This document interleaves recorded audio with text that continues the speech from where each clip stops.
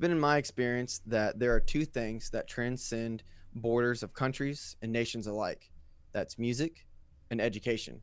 Today, you're going to hear a story about how you can teach and teach bigger and do things in places that you can't even imagine.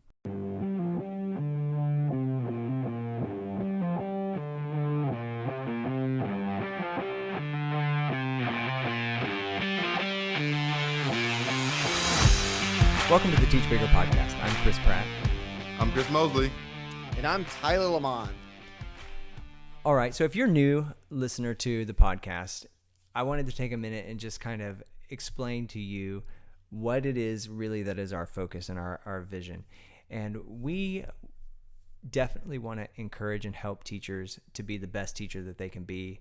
We, from time to time, share tips on, everything from online learning to classroom management, to lesson design. I mean, we really try to cover a broad variety of topics so that we can reach out and really meet the needs of our listeners. But I would say that our overall number one goal is that we would find and highlight teachers who are doing really big things, really great things, that are thinking out of the box and taking their influence and impact beyond the classroom. And that hopefully we can share these stories, and by listening, you're inspired to do something where you are. As teachers, we have this amazing opportunity to shape young minds and to build and instill in kids across the world values and integrity and a way of thinking that's going to drive them to success for the rest of their life. And we can't ever negate that. We can't ever neglect that, because that is our number one goal as educators, is to educate, and it's to help. And educate is more than just our content. We're educating kids. And so we have to educate them in every need that a kid has. And throughout the course of a student's life, they're going to meet, at least probably 12 different teachers, if not more. And all of those people have an opportunity to really sow and plant seeds into their lives that are going to change them forever. And so we don't want to miss those opportunities. So today, we have a really unique program. We were introduced a few weeks ago, really maybe a month or so ago, to a couple of really amazing educators that we happened to cross paths with. And these two gentlemen are thousands of miles away from where we are in Texas. And so we had the opportunity to get to know them and have several meetings to find out what it is that they're doing and how they're doing it. And so want to have that opportunity to share that story with you today. So on today's podcast, we're going to be really actually traveling all the way to Kayotera, Uganda, which is probably a place that most of us have never even heard of. But I'm excited to tell you that there are educators around the world that are doing things outside of the box. They're doing really big things. And this story really touches our hearts as a Teach Bigger team, because it makes us remember that we're not teaching content, we're teaching kids. So I want to introduce to you today two gentlemen. One, his name is Tenywa Richard, and the other one, his name is Raymond Ssegawa. And both of these guys, they actually live in Uganda, and interestingly enough, they have very, very intense stories. Tenywa, he currently runs an organization called the Kayotera Community Youth Brass Band. And Tenywa grew up as an orphan, and he was literally living on the streets of Uganda. Both of his parents passed away, I believe, when he was 4 years old. And after many years of living on the streets, there was a family that took him in. And through that, they provided an education for him. And one of the main things that he did in that education was he learned how to play a musical instrument. And so whenever he grew up and got older, he decided to make it his life's mission to do the same for other kids. So there right now in Uganda, they have a major issue with homeless children. And so what Tenywa and Richard do is they find students, kids who are living on the streets, and they bring them into their home on a daily basis They feed them, they give them whatever education they can, and they teach them how to play a musical instrument in hopes of giving them a skill so that one day when they're older, they can actually become successful, find jobs, and become educated. And so before the pandemic hit, Tenywa and Richard were very active in their community. They actually have a nonprofit organization there in Uganda, and they would train the students, and they would function as a community band, and they would go around into the streets and at carnivals and different events, and they would perform. And, people would give donations, they would give money, they would pay for their performances. And this is how Tenywa and Richard were able to sustain the lives of these homeless children.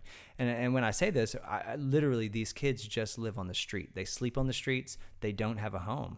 And so these two guys are taking them in and trying to provide for them in every way that they can. And they were using their band as a stream of revenue to be able to supply the daily needs of the kids. So obviously, since the pandemic hit, apparently the shutdown in Uganda was even more so severe than what many of us experienced here in America. And as a result, they have not been able to perform into the community. And so as I've gotten to know Tenywa and heard his story, what I'm starting to realize is that they're at a point now where they are not able to provide for the children anymore. They don't have funds to be able to feed them. And so food is becoming scarce. And so they're still trying to pull these kids in and teach them how to play instruments and still try to keep up with their education, but they're lacking in a lot of areas. So we reached out to him, and we had the opportunity to meet with them, over a video conferencing. And so we got to hear their story, and we got to actually see some of the kids and hear their performance, and just kind of find their heart and to find out who they are and what they do. And, I was thinking, guys, and I don't know if you want to interject your thoughts, but I was just really realizing this is really what Teach Bigger is about. It's about, we all know teachers that are doing amazing things. And these two guys, they've given their entire life to making sure they're educating these kids, because these kids don't go to school necessarily on a normal basis. He did explain that they do from time to time go to school, but it's not like a regular part of the day like we do here in America.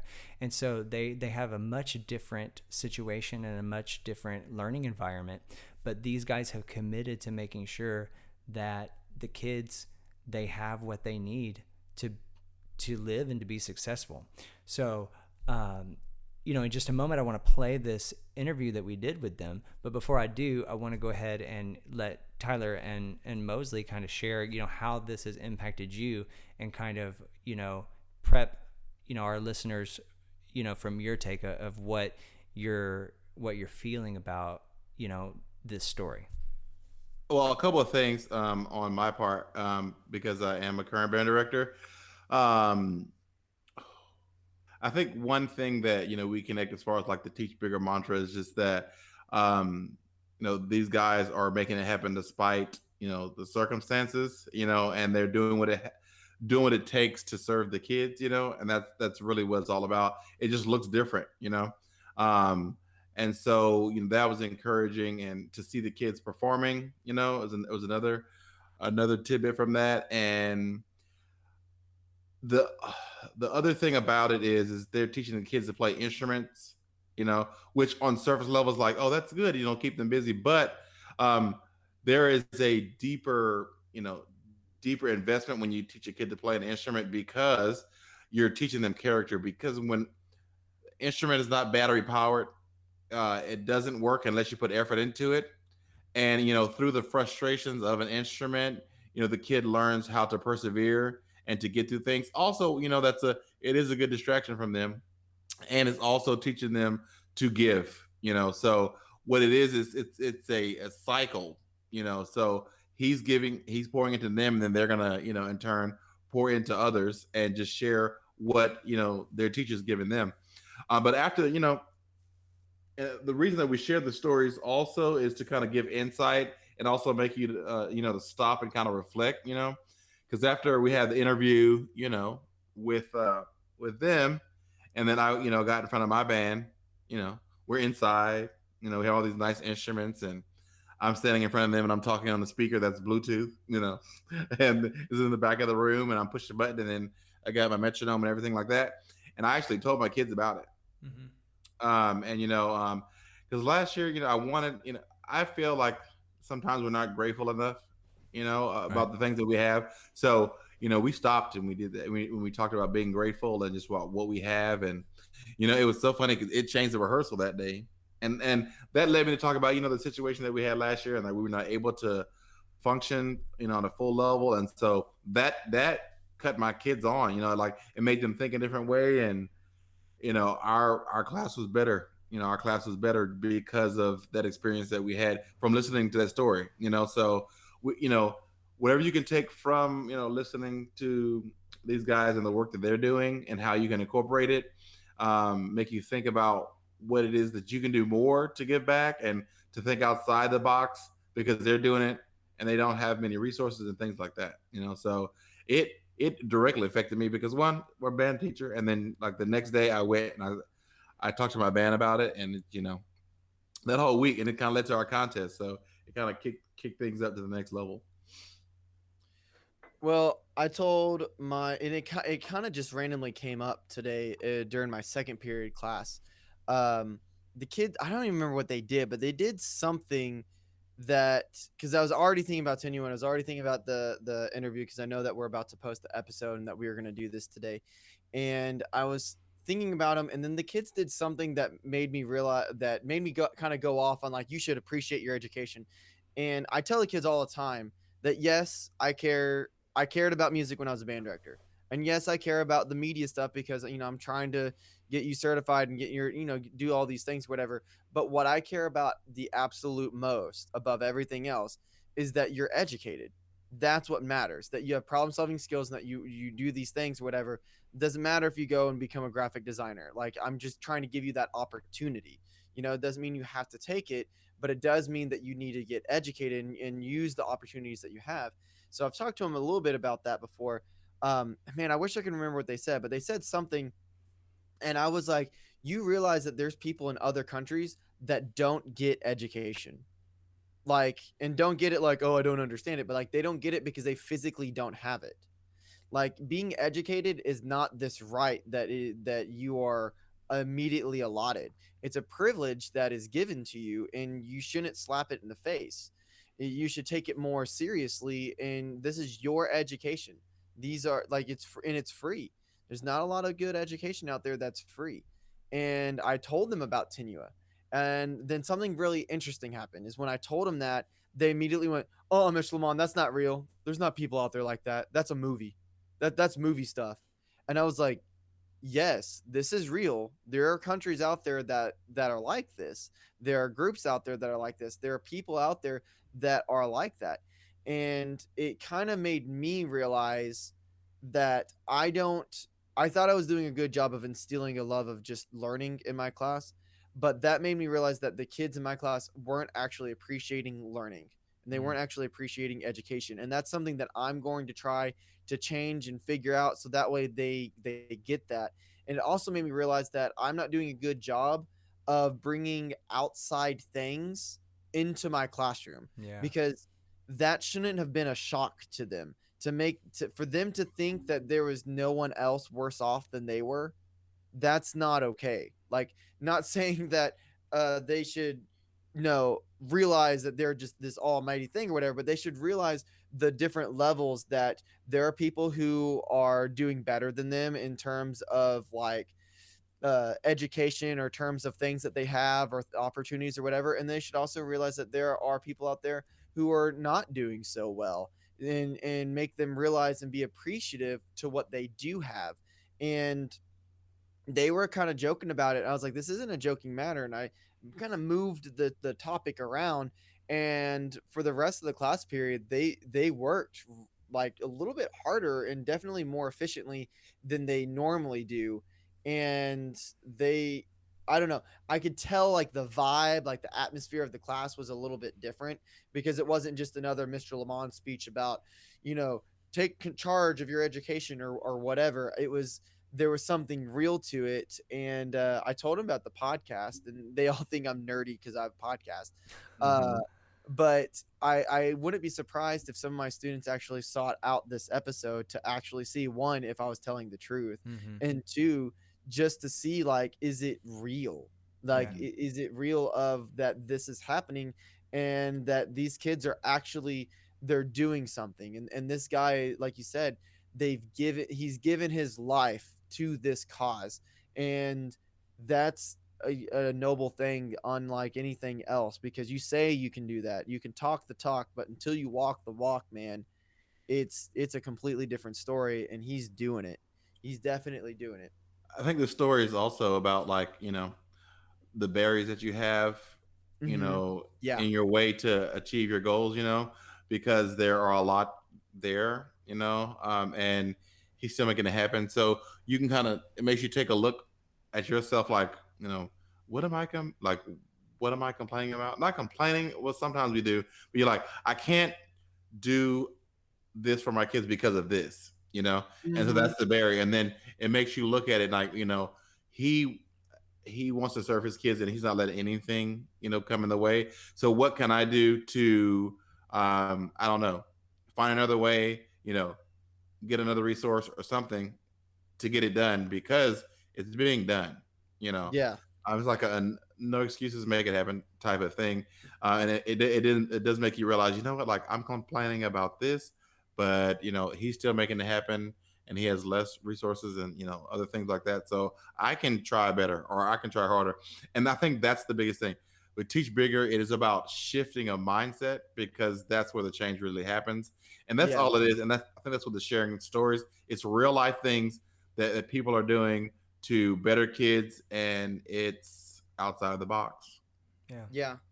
And I can say that this is like a new pastime that I'm starting to really enjoy, and it's getting me out of my classroom too. And I encourage anybody else to do it. Is I'm really enjoying going to other people, other teachers, not necessarily to watch them teach, but to listen about what their day was.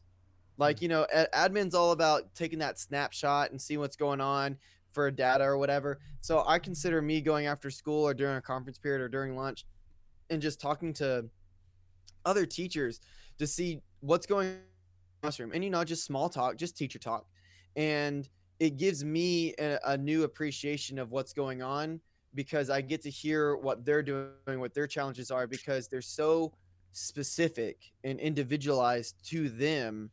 And I don't know, it's very interesting to hear those things, and then I feel like when I come back to my classroom, one, I feel better about things because they're either having the same as hard of a time as I am, or they are, maybe they're doing something really amazing, and it like inspires me to, like, hey, you know what, Miss Kensington went and did this in her math class, so that makes me feel like maybe I can do something like that too. It's taking a snapshot of their day on the personal side and like in the trenches. And I feel like that's what kind of what we did with Tenywa, because it was a snapshot. The kids played for us. He talked to us, and I really felt like I kind of know what he is up against on the daily basis. And unlike us, where our daily basis might be for them to get off their phone, his daily basis is like, how am I going to feed these kids? You know? No, exactly. So, all right. Well, without further ado, we're going to go ahead and take a moment, and we're going to listen to this conversation that we had with Tenywa, Richard, and Raymond Ssegawa. And I will tell you up front, there were some connectivity issues, and there are some moments where it's kind of like an awkward pause and a little bit of jumble. So please, be patient with that, and we're sorry that that's the way the connection is, but it was a little complicated, to get a good connection for them. But I think that you can definitely understand, definitely the key points and the gist of what these guys are doing. So just be patient with that recording. But let's cut right now, and let's take a listen to what they're doing in Kayatera, Uganda.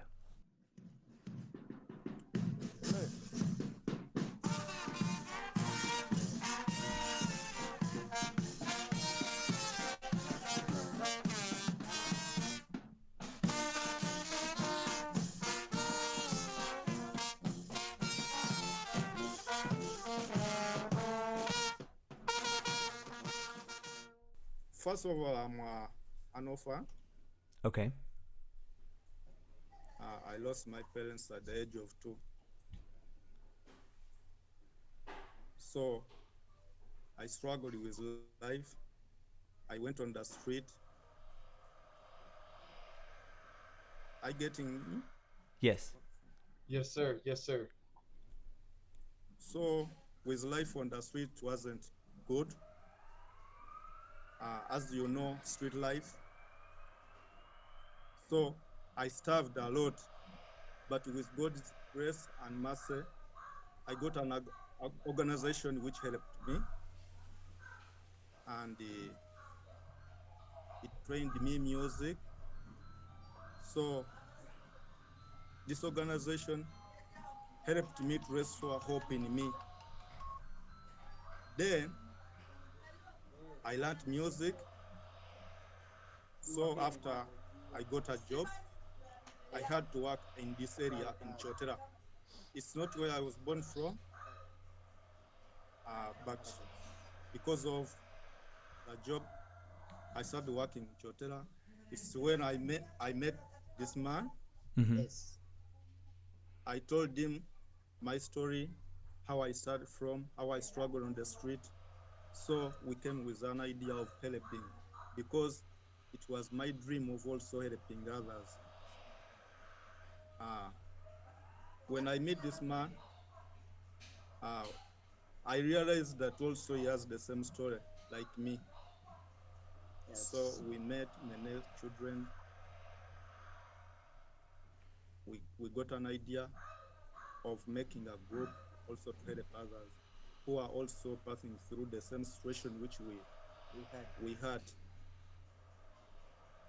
And from the little salary which I got, I started buying small instruments.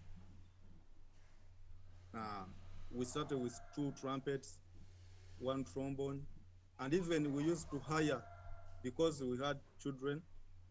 There were many, and we had few instruments.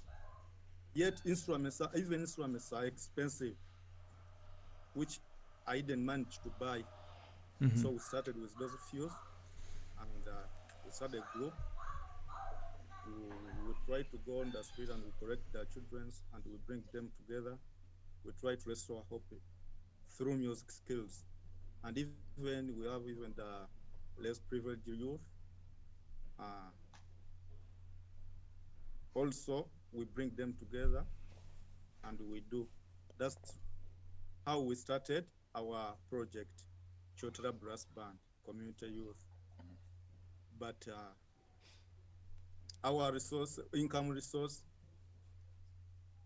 Is is we no longer have our income source because the schools were closed. We no longer perform the functions. We don't perform. because in performing, it was all our only resource Mm-hmm. of getting some money to help.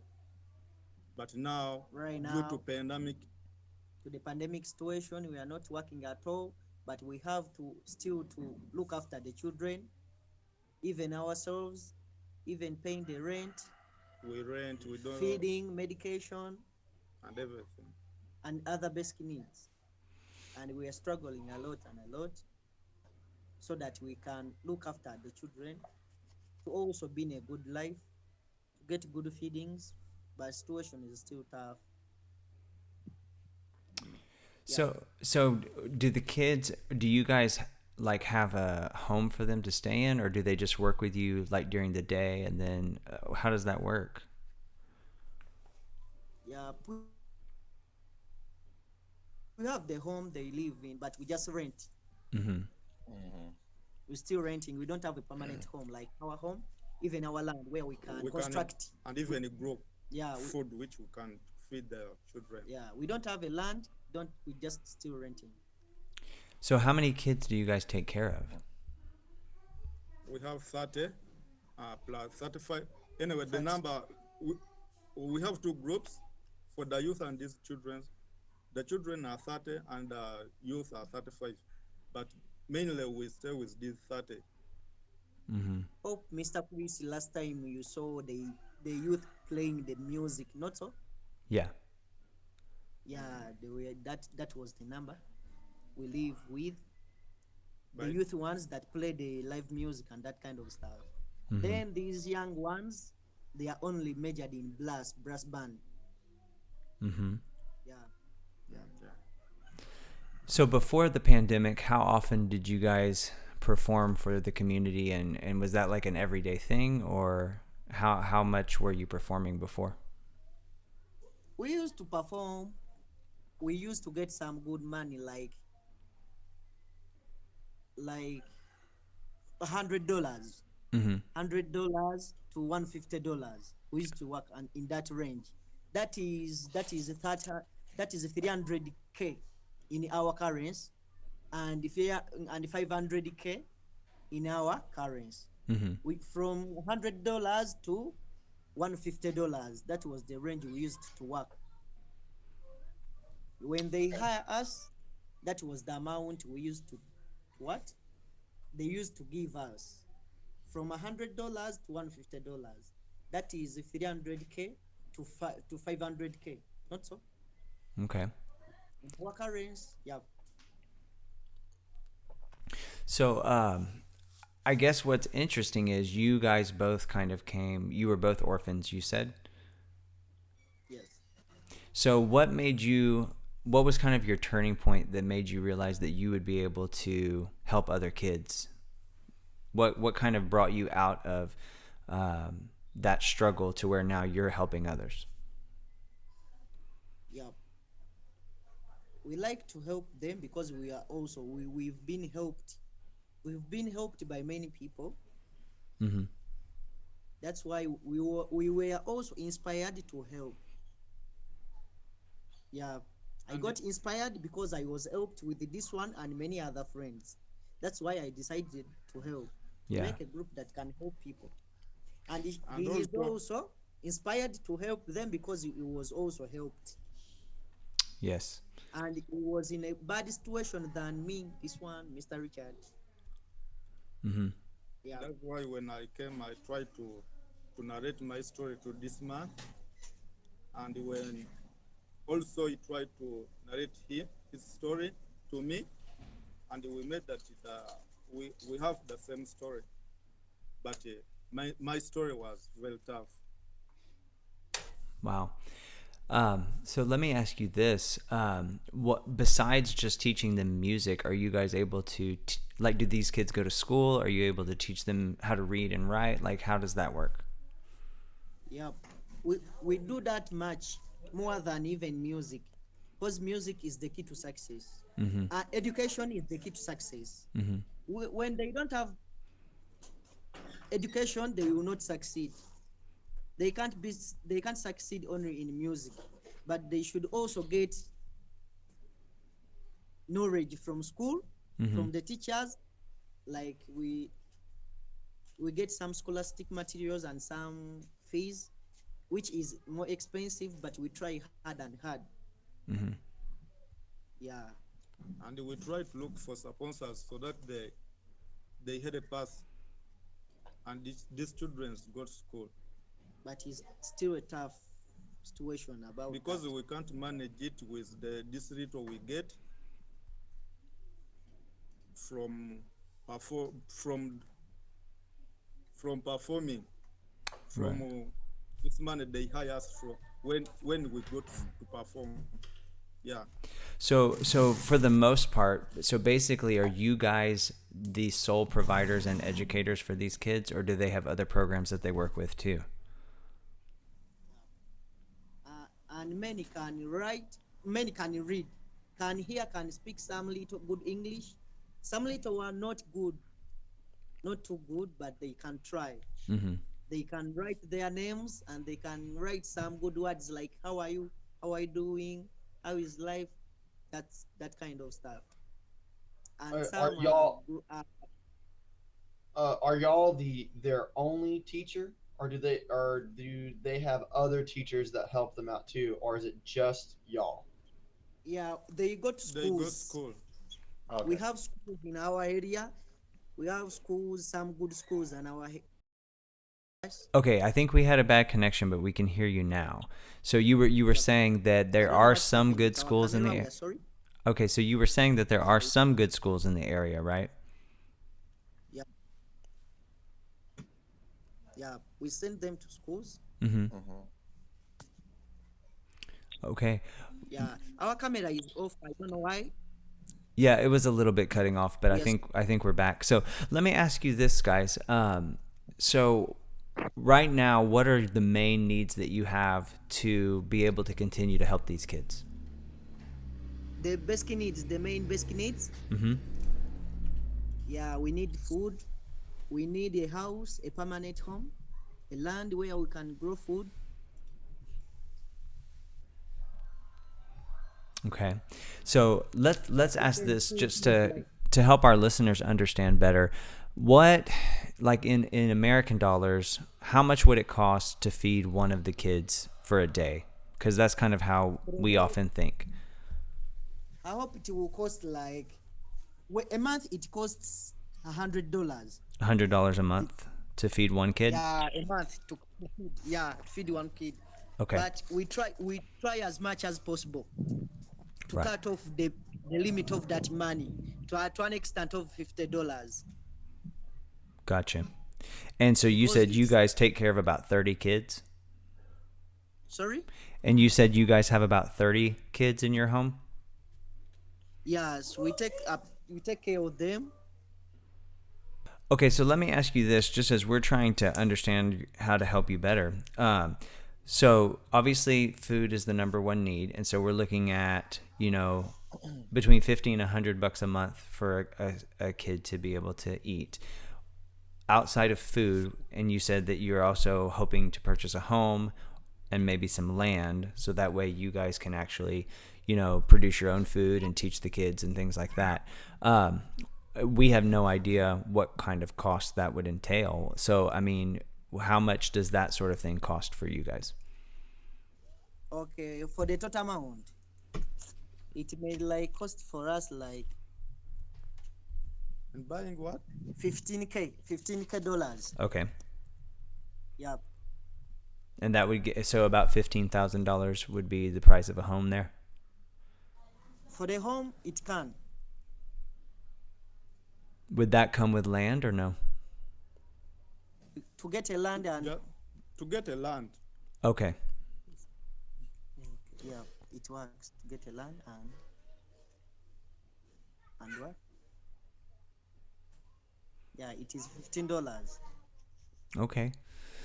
All right. So in the meantime, until you guys are able For to, education. and so you're also needing educational materials, right? Yeah, we also need to educate the children, but it is still a struggle. It is still a tug of war with us. Yeah. Okay. So in the meantime, what do you guys have in place right now to be able to? Because I know you were saying that food is a little scarce right now for you guys and things like that. How are you able to make it day to day? Today, Yeah, just until you're able to raise some more funds. What do you guys do each day to be able to help the kids? We still have no any idea about that. Yeah. Yeah, we still have any. We don't have any idea right now. We're just down to earth with that. Yeah. Is there like a community center where they feed you guys or no? No. No. We don't have them. We don't have food banks. Yeah. We don't have them here in Uganda. We don't have them. Okay. And even the government officials corrupt money for the food. Right. Yeah, during the pandemic, we didn't get food that the government served. The whole community. Yeah. Wow. So we had to struggle for our own selves. Mm-hmm. Yeah. Yep. Wow. Well, we definitely are. We are so grateful for you guys and what you're doing for those kids. And I was I can't imagine, in America, our situation is so different, and our problems are so different. And, just to kind of hear the struggles that you guys have just to meet basic needs is so different than what we deal with in America for the most part. And so, we're going to look into seeing what we can do to be a help to you guys in one way or another. But in the meantime, we just want to encourage you guys. You're doing such a great work with the kids, and it's been amazing that you've even been able to get them instruments and things like that. How were you able to get them the instruments that you've provided so far? How we can get them? Like, how were you able to get all those instruments? We get go, some were donated to us. Uh-huh. Yeah, and we bought even some little ones. I see. Yeah, from Well, the money we used to get, we used to work for. yeah. Well, before we go today, would it be possible for us to see the kids play one more time? Okay, that's true. Yeah, that would be It's great. our pleasure. It's our pleasure. It's I'm really happy so that you can trust us, that you can love us, and I'm happy for that good heart. I love that. And we are also blessed. We are also playing for you hard and hard. Okay. God is going God is going to bless you abundantly. And we ask to be our ambassador that side. That's great. Yeah. Well, thank you guys. Then let them show the children. Yeah, thank you so much for being with us today, and we'll listen to the kids play, and then we'll keep in touch. Yeah, we are Okay. just grateful. We are really grateful. We are much pleasured with you. And we have here even that some of the children are playing Oh yeah. child's games. Uh-huh. Yeah, they are here. These ones they can't play instruments. Say hi. Hello. Hello. Yeah, they are here playing. They are playing. Yeah. And even we are going here where these ones play from. Okay. Play.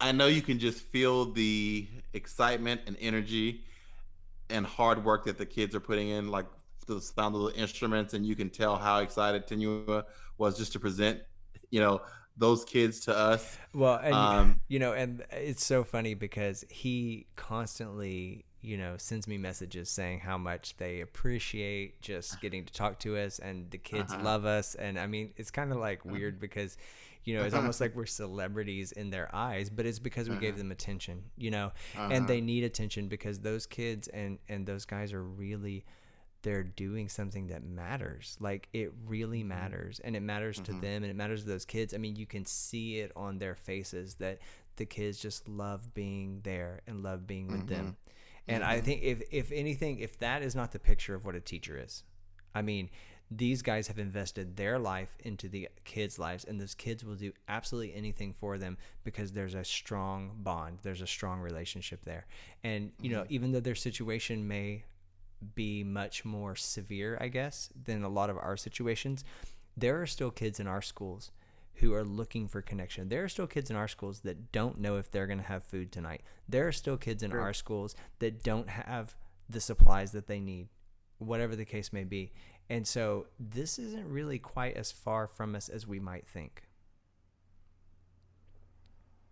That's true, because when the pandemic hit, the number one thing I would guarantee almost all schools, if not all schools, were thinking was how are we going to feed our kids?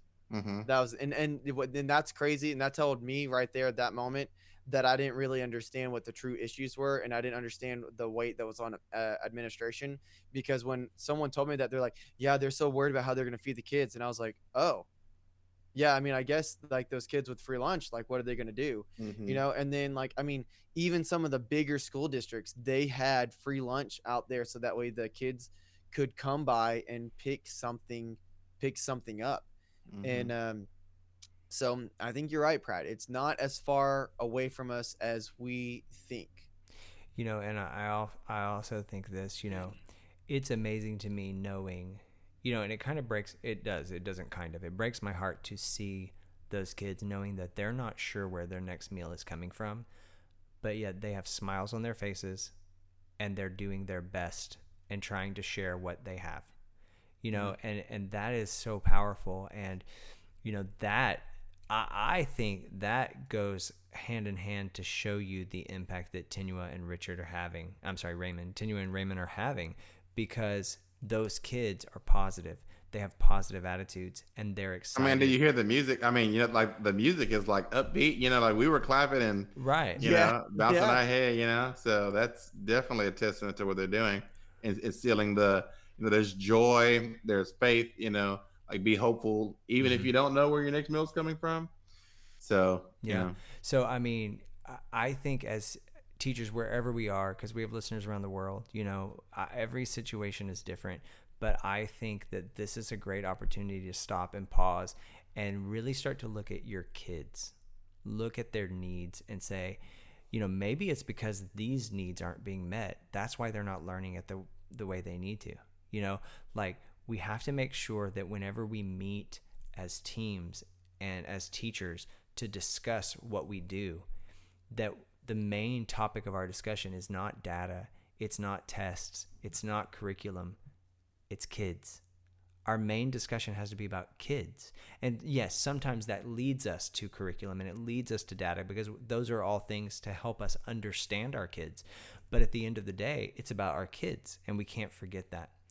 So, I just feel that this episode and this opportunity we've had to listen to these educators in Uganda, it's really it's like a milestone for us, because it's like it is the face of what we believe in at Teach Bigger, that we have to reach kids and we can do things out of the box, and we have to make sure, because they are our future and these kids deserve it. And as hard as it seems to be for them right now, here's what I know: they're in good hands. I have no doubt that these two gentlemen are going to do everything they can to help these kids. And I know that because he contacts me on a daily basis and gives me an update of what's going on.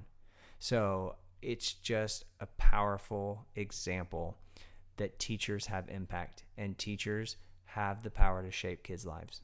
We can't forget it. Yeah. So, well, I hope that you enjoyed today's podcast. I hope that you're inspired, that you're challenged by this. And I definitely believe that this story is the kind of story that needs to be heard. So I encourage you to share this podcast with other educators, with family members, just so that they start to realize what different people are doing and the needs that are out there, and that there are people that are willing to meet those needs. And so I would encourage you to share this podcast. Also, if you're interested, we're going to be posting, and we have already posted, the actual video interview that we did. We're going to post that on our YouTube channel, so you can find that on YouTube, and our channel name is Teach Bigger. And so if you want to go in and get to see Tenywa and Raymond, and you want to see the kids, and you want to see them play their instruments, this will be a great opportunity for you to peek into their world. I really encourage you to go check out this episode on YouTube, because you won't want to miss it. It's very fun. And so that'll be posted there on YouTube. Also, you can reach out to us by social media. We're on Facebook, we're on Instagram, we're on Twitter. And also, if you want to try to connect and reach out to Tenywa, he is also on Facebook. That's how we connected with him. So all that information will be at our website, teachbigger.com. You can go to the guest page, the podcast guest page, and there's a whole write-up of everything, and kind of let you interact with our guests that we have. Lastly, I would say this. There has been a GoFundMe account set up for the Kayotero Community Youth Brass Band to help them in this transition time when they are unable to work. Right now, I asked Tenywa what's the number one need they have, because, they have need of instruments, and they have need of, educational materials and things like that to help the kids. But I said, what's the number one thing you need? And he said, with all honesty, he said, we just don't have food, that they just need funding to be able to make sure that the kids eat. They have about 60 different kids that they take care of. And he was explaining to me that basically for $3 a day, you can feed one of those kids. And I know we've heard things like that before on TV, but it's literally true. So I would encourage you, if this story's touched your heart, we'll also have a link on our website to their GoFundMe page. And by all means, we don't run that page. That page is actually ran by someone else here in the United States that is an advocate for them. But we want to make it available to our listeners. So if you want to give to their cause and help them out here in the next coming weeks or months, you can certainly do that. And so we'll have that link on our website as well at teachbigger.com. And I would encourage you, if you are going to give, if you want, you don't have to, but maybe in the comment section, whenever you give, do hashtag I Teach Bigger, just so that we can kind of see our community getting out there and doing things. That's always an encouragement to everyone to know that, you heard about it here and that we're working together. So definitely encourage you to do that. So thank you so much for listening. I hope that you enjoyed today's program. I hope that you're challenged, and we'll be back with you next time. Now, go do something big.